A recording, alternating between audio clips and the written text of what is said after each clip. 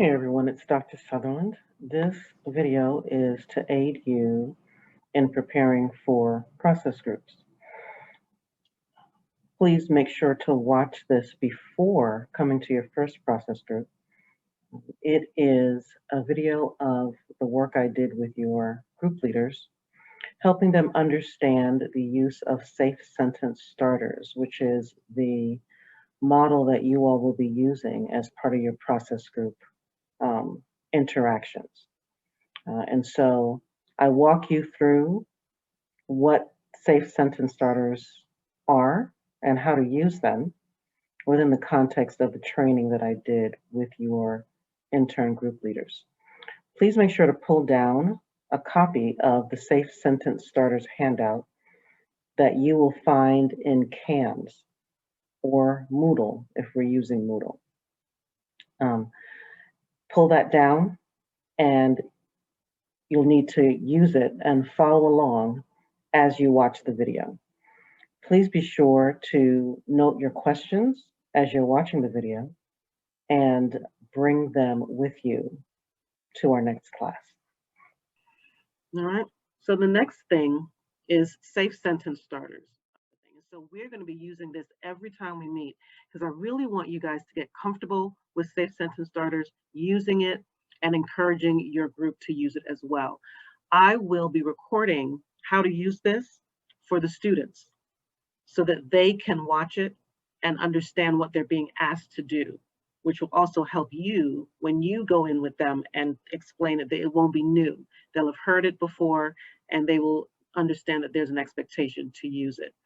And we need it because the information we're dealing with is so highly charged, so emotional, so sensitive, and you need to set safe space using this so that it is easier to deal with. All right, so this is the document that I just sent you that you're downloading.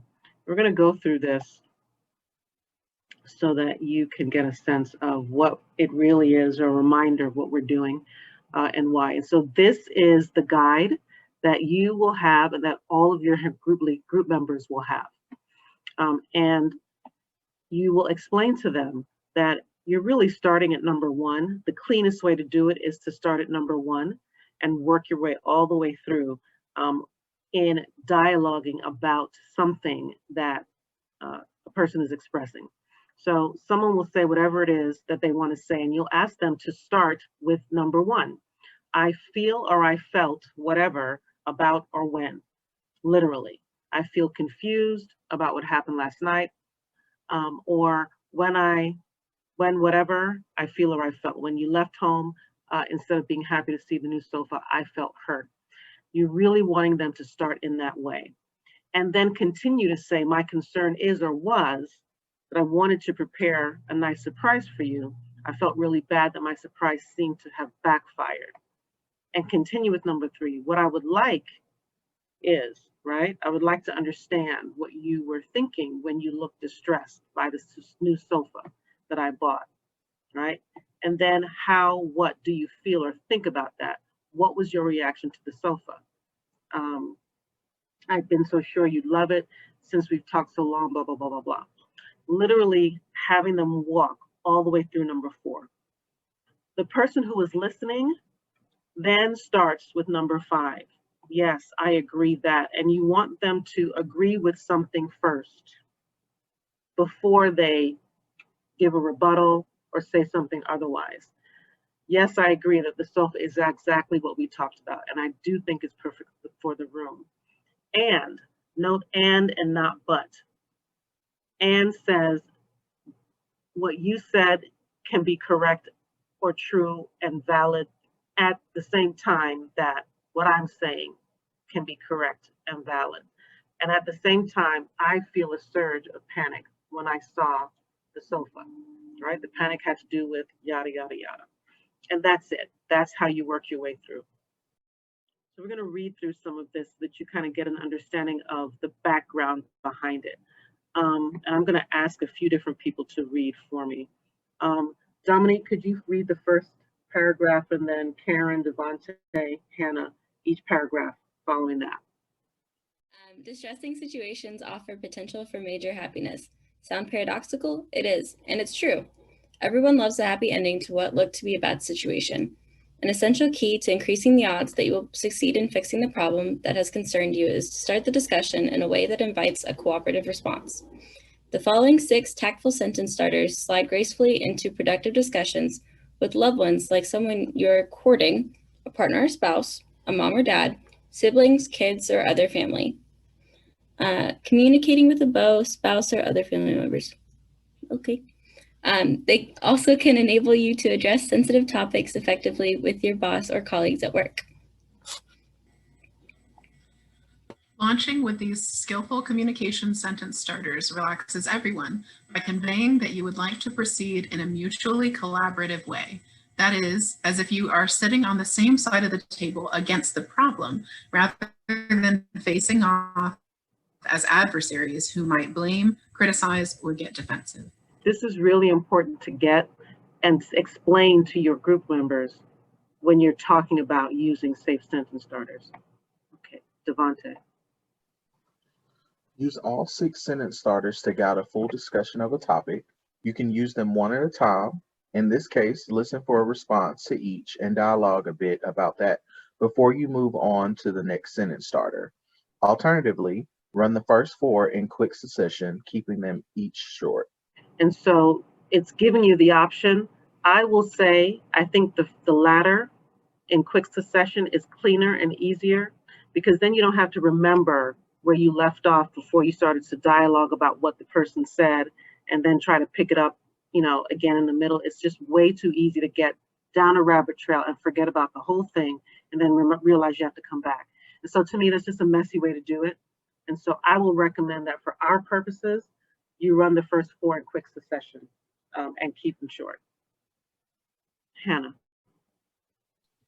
Using the starters in the order suggested below works especially well. Okay. Here's a preview of how the sentence starters may sound in a business example. As opposed to, what's wrong with everyone in the sales department? These numbers are terrible. I felt stunned when I saw how much our sales numbers were down last month. My concern is that I have no idea why they dropped. I would like to schedule a meeting for brainstorming about what might be going on and what each of us might do about it. What about Thursday at noon? All right, and that was a quick run through of 1 through 4. Done. All right, Abigail, can you read the next few lines for me, please? That was a quick run through of starters number 1, 2, 3, and then 4. Starters 5 and 6 are listening responses. They may sound like this. Yes, I also felt shocked when I saw the sudden drop off in our sales numbers. So yes, I too would love to schedule a meeting of management and the sales department to figure out what's happening. And that's the agreement part. Remember, with the person who's listening, you're pressing them to agree with something that the person said. Not everything, sure, but is there one little thing that will be common ground between that person and the listener to start off and then move to the next part? Go ahead, Abigail, sorry. You're good. And at the same time, I'd like to add inviting someone from tech to report on whether there may have been technical problems on our website that could be part of the problem. Then circling back to the sentence starters for adding data. My concern though is that I have another commitment already on Thursday at noon. How about later that afternoon? Right. And so that person went from number 6, ending it, and back up into the speaking space of number 2 of the sentence starters, and then would work their way down through 3 and 4. Excellent. And I'm going to demonstrate once. I can think of a topic, something that's moderately troubling, not necessarily highly charged. COVID. Oh. COVID. That's not highly charged? Okay, sure. No, not for me. All right, there's COVID. Abigail, you had one too? Yeah, I'm having some frustrations with the parking committee here at UTC.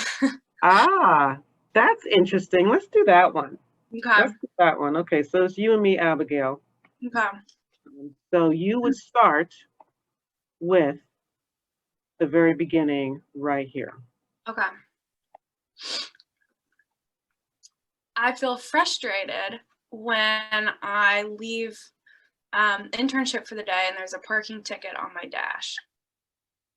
My concern is that I have the parking pass sitting on my front dash and that I still get a ticket.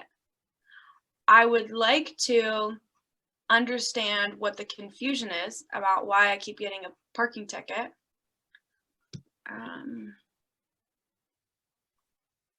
What do you think about me reaching out to the parking service on campus?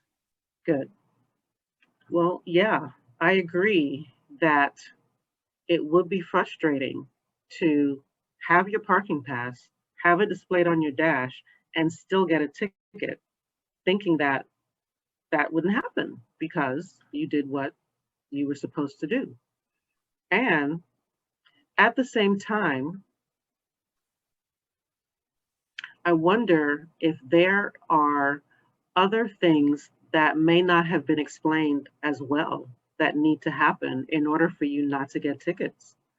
And maybe they just don't know that there's information that needs to be more clearly provided to people. I feel better about addressing the situation when I think about information that I might be missing. Okay, now that was a really simple exchange that went all the way 1 through 4 with Hannah, with Abigail, and then I did 5 and 6, and she went right back up to the top. And it was easy. It didn't get emotionally charged.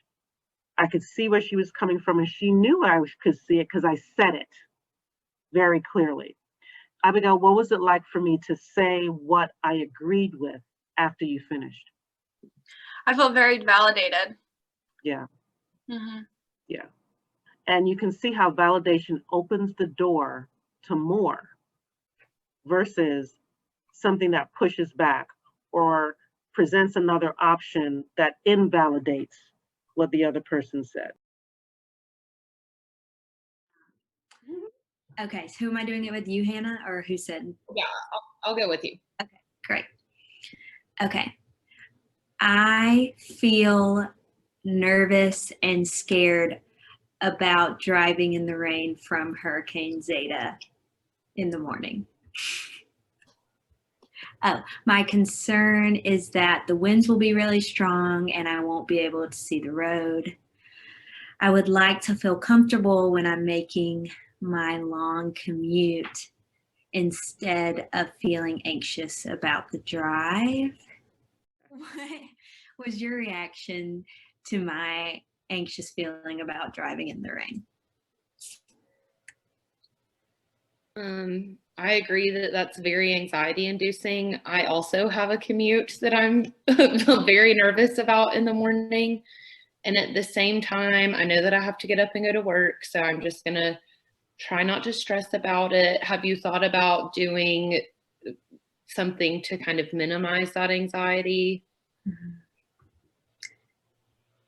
Yes. I feel better about what you said because it made me think about what I could do to help minimize my anxiety. If you have a concern, then you keep going. Oh, My okay. concern is, so you had a moment to kind of work your way through that script. Talk about what that experience was like for you. What felt good? What felt not so good? Like awkward? What did you notice as you were doing it or as you watched?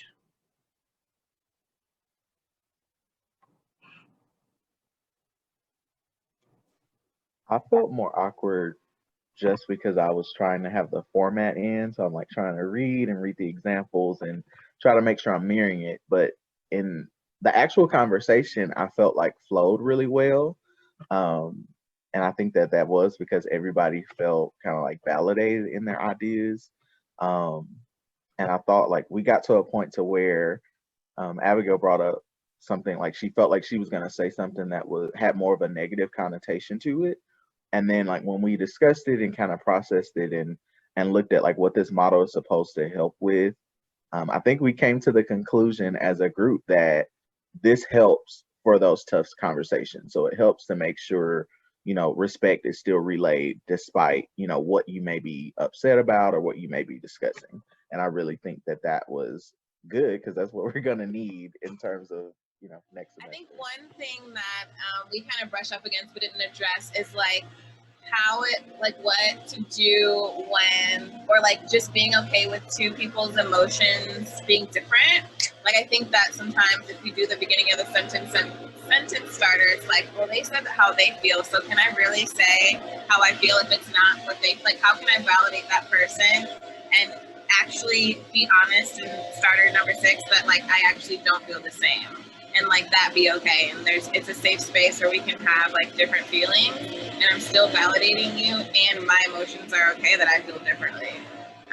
So I think we did like a pretty lighthearted one where Erica shared that she didn't want to drive in a storm, and Hannah was saying she didn't want to invalidate that experience. Like it's really scary to drive in a storm.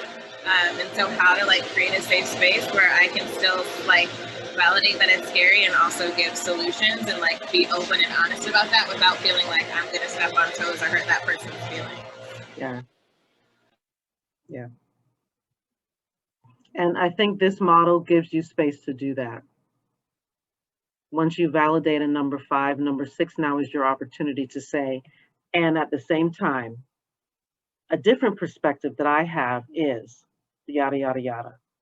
And I felt whatever that feeling was that was different from what the other person felt. Yeah. Other thoughts? Along with what you just said, what if you don't have a and at the same time? Like what if you don't have a differing perspective? Do you just leave it at like, I really agree with what you said? Yeah, I mean, you don't have to. People won't always have a different opinion. Yeah, and they can leave it at that. And then if they leave it at number 5 and don't keep going, it opens the space for someone else to say, I felt XYZ and start at number 1.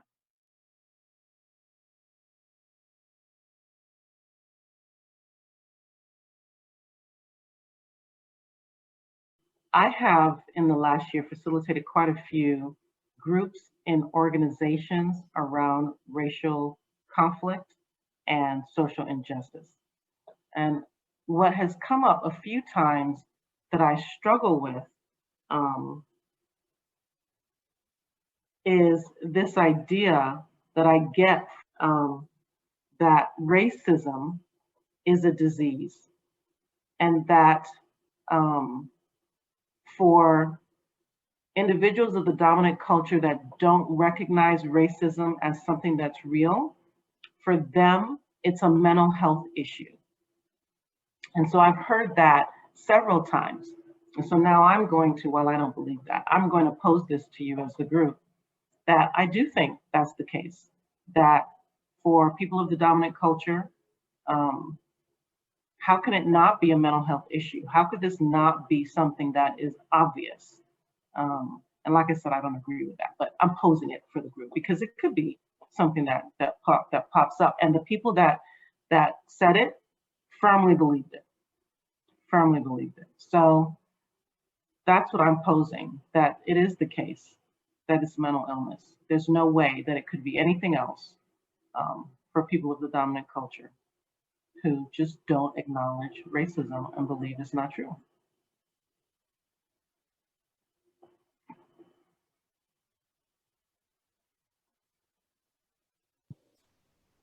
Dr. Sutherland, I hear what you're saying, and I think that's an interesting point of view, but my concern is that viewing racism as a disease or a mental health disorder kind of lets people off the hook for being responsible for their views. And yeah, I wonder how you feel about that.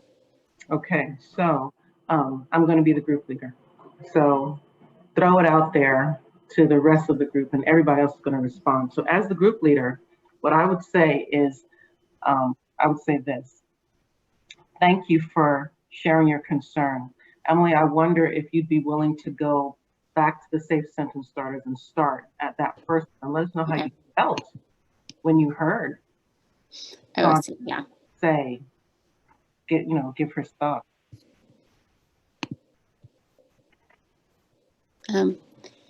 I feel a little bit conflicted about that idea because I think on the one hand, it does lend, it kind of highlights the seriousness of racism, like it's very serious, and so maybe it's a disease that people can't overcome. On the other hand, I feel like the idea that racism is a disease really lets people off the hook for responsibility for their own views and attitudes and how those may harm other people. So thank you, Emily, for your thoughts. Is there someone who'd like to respond to what Emily was thinking or saying? Okay, Emily, yes, I agree and hear what you're saying about feeling like calling it a disease is what kind of maybe gets people off the hook. So I agree with that. And at the same time, I feel an anger thinking that you may disagree because I feel like it is something that is so embedded and inherent that it is a disease.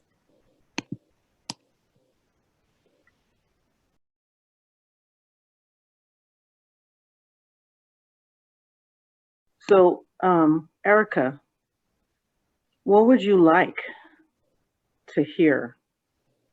If you think about how we work through and use our safe sentence starters, I heard what you felt and I heard what your concern was. What would you like to understand a little bit better from Emily?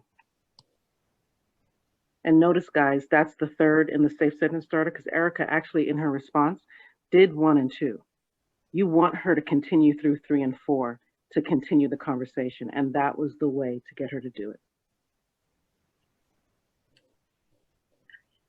Wait, Dr. Sutherland, I have a question. I felt like, so you think I did 1 and 2? But You I feel did like 4 and 5, and then in your response, you covered 1 and 2 as well. Oh, okay. You did 4 and 5, and then you said in your response to number 5, you said, at the same time, I felt anger, right? Which is number 1, right? Okay. And will be concerned that blah, blah, blah, blah, right? So you did 1 and 2. So you have to listen to what people are saying, right, in order to guide them, right? And so my question to you, Erica, would be, what would you like to understand better, which is number 3? Yes. Okay. I'm with you now. Yeah, Emily, I think I would like to understand better if there is another reason that you might not agree with what I think other than feeling like it's just getting someone off the hook. That way I could kind of better understand why we're not on the same page. How do you feel about that? Would you be willing to kind of explain more to me?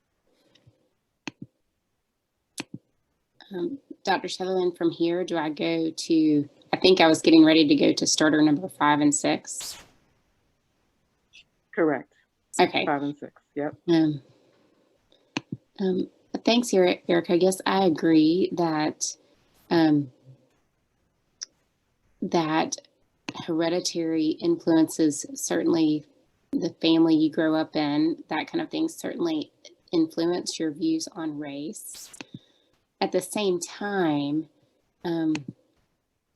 I feel like instead of being some kind of communicable disease or some kind of mental health disorder, that racism is more of a learned attitude that may be learned so young that it feels like something that is ingrained, like a mental health disorder, but that it's actually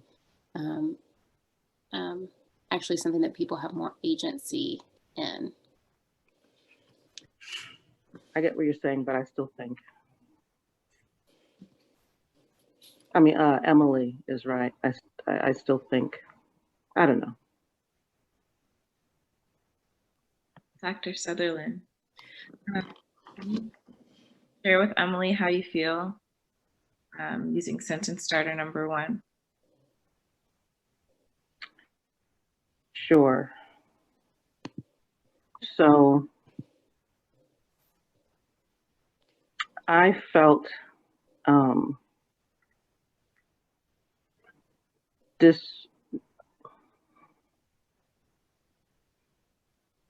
I felt a little bit disregarded when you said that thinking of it as a mental illness would be letting them off the hook. My concern is that because racism has been such a long-standing thing and impacts so many people, that it doesn't make sense to me that if you are a feeling human being, that you couldn't see and understand it. So I would like to understand better how you understand the fact that people don't get it and that it's obviously painful and obviously impactful. Could you explain more? And in fact, I think I really would like to hear from somebody else about it, because there may be other people that feel like I feel, and I really would like to hear from them too. Thank you for sharing that. Yeah, let's open the floor. What do others think about that idea? How do you feel?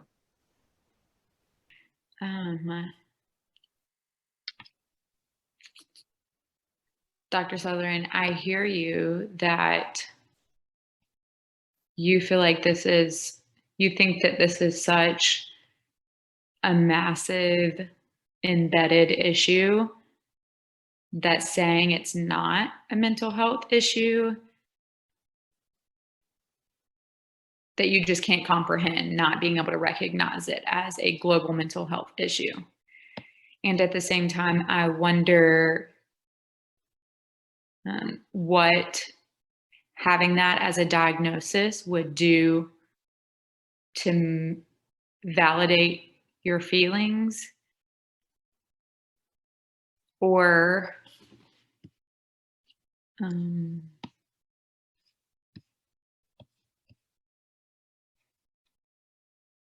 or if you can share more specifically how you think, I'm trying to think of what Emily said about letting people off the hook, how you think that diagnosing it as a mental health disorder would not be letting people off the hook. Because it would require treatment. I appreciate what people have shared so far, but I feel a little bit confused about whether we're discussing the concept of like being a racist or experiencing racism or acting in racist ways being a mental health disorder, or refusing to acknowledge racism as a reality being a mental health disorder. So my concern is that I may not be engaging with the same idea as other people in the group. And so I would like to understand perhaps what people are kind of, referring to when we're kind of talking about our feelings about this idea. So what do you all, what's your response to that?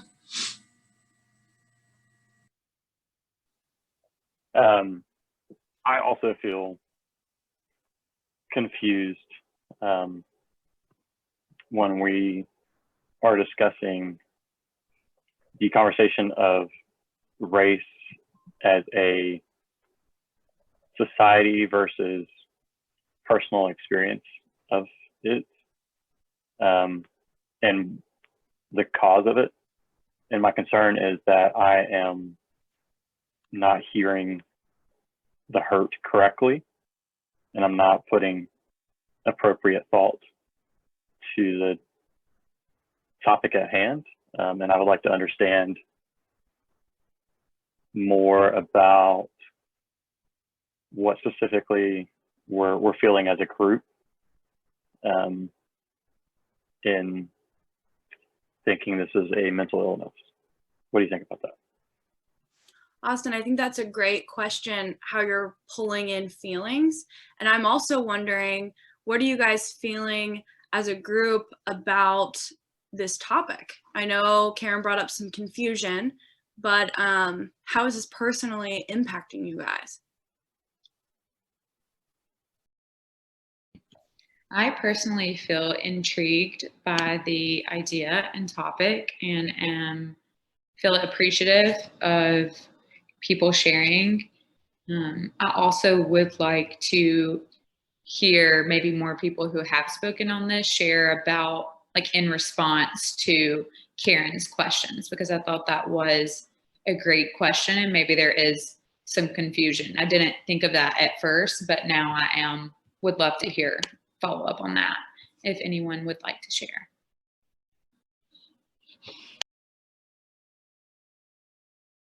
KP, I have a question. What feelings are you experiencing personally in response to Karen's posing, asking us to define what we're talking about?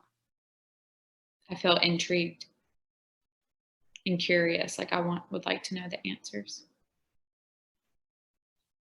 Does that answer your question? Yes.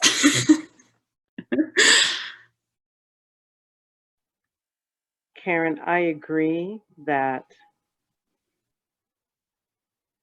it might be confusing to know if we're talking about racism or not taking anti-racist stances or refusing to acknowledge racism. I agree that it could be confusing not to specify which one we're actually talking about and which one I'm talking about. And at the same time, I wonder if it matters. I feel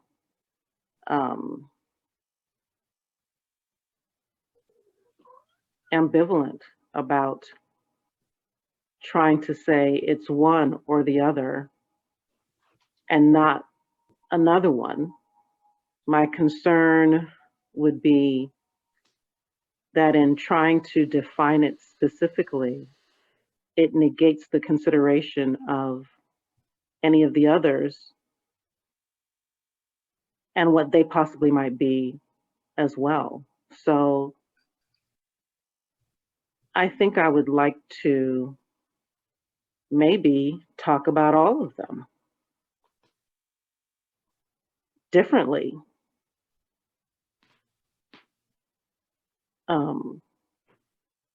And I would be open to that. I mean, what do you think about that idea?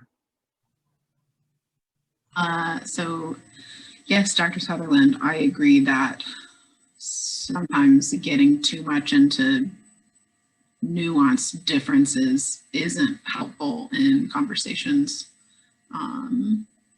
like this, especially around complicated topics that are emotionally charged for people, like mental illness and racism.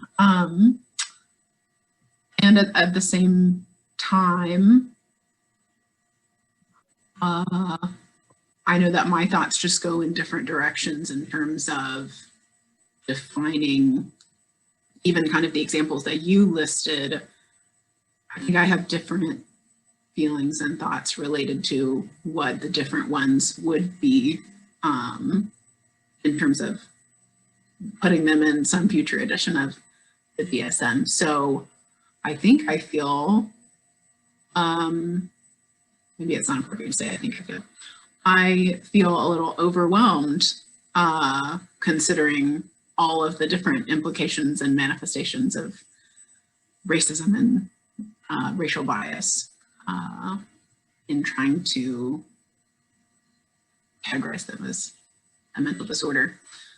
So my concern is that the conversation might just kind of wander in circles, or that people might be kind of missing each other without kind of narrowing it down. So I would like to understand if you or anyone else would like to kind of in a future discussion narrow it down to maybe one of them to choose first. What would be your reaction to the group's reaction? Karen, when I hear you speak, I feel as though you're trying to find a way to have like that initial common ground to understand like what does racism look like from that mental illness perspective that Dr. Sutherland is referring to. And I hear your concern of like, if we talk about issues as a whole, that we won't actually get anywhere or have progress, which sounds like it's something that's important in this discussion for you. I would like to ask Dr. Sutherland of how she maybe defines racism in that mental illness capacity. What would be an example of that, perhaps? Dr. Sutherland, would you be open to share that, or anyone else in the group? Good. That was a good segue. And you definitely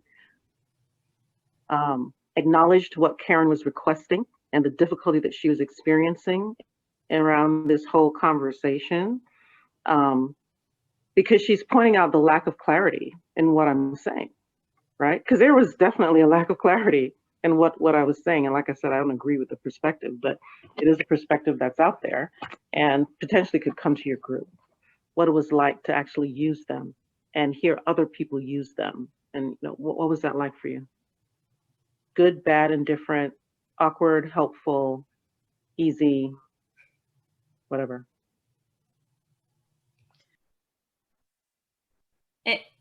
Go ahead, Erica. Okay, I'm going to go really quick because I have to hop off too.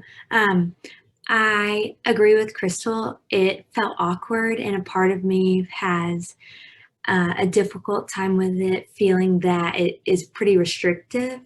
Like I feel like I have some hesitancy of, oh, could I jump in and just say this like naturally? Or I get caught up in the weeds of like, it has to be with this exact sentence starter.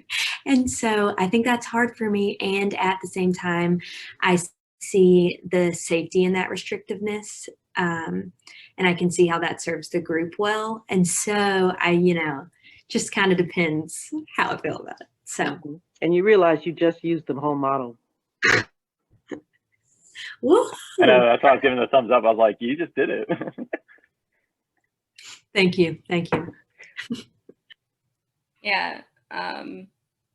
At first, leading with it versus responding as like a participant, it feels a little different because it causes you to pause more, or at least for me, like, okay, am I formulating this thought fully? Which is good, because then any of the little like inner dialogue I have kind of goes away. It's more of just like, okay, let's track with the point, get this point. And I like formulas. Formulas are happy for me. I'm a logic person, so that makes sense. And at the same time, it's like there are moments where I can't think of a way to phrase something. So it's like, okay, well, can I build it in there to express the emotion piece in a way that sounds like me, but is still following kind of the guidelines? And I think it's just like a practice thing, because when we did group for social and cultural, it was completely different. We didn't necessarily have stems and starters. We had like some, but not everyone followed them.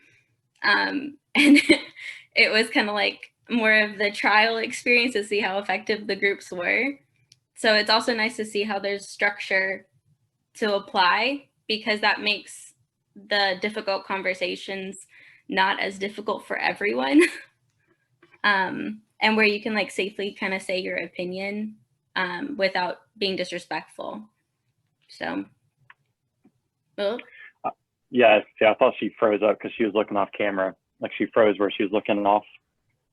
And I knew she wasn't ignoring you. But I think it's, I think absolutely for you to recap that. I think for what Erica was saying, the constructive part of it, but kind of exactly what you're saying. Hey everyone.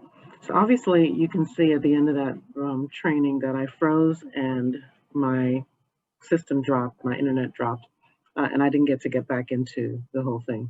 I do want to just make a couple of comments to wind things up. The awkwardness that you saw and experienced in our exercise is exactly the awkwardness that you're going to see and experience with your group the first couple of weeks that you do this with them and train them in working with the sentence stems. This is why I'm practicing it with you, so that you can get through the awkwardness and experience it and then know how to mediate and lead your group through that process as well. It is absolutely essential that you use these tools in your group and help your group members get used to it from the very first day that you get with them. And the reason is because we will jump in week 2 right into LGBTQ issues, which are difficult conversations to have sometimes.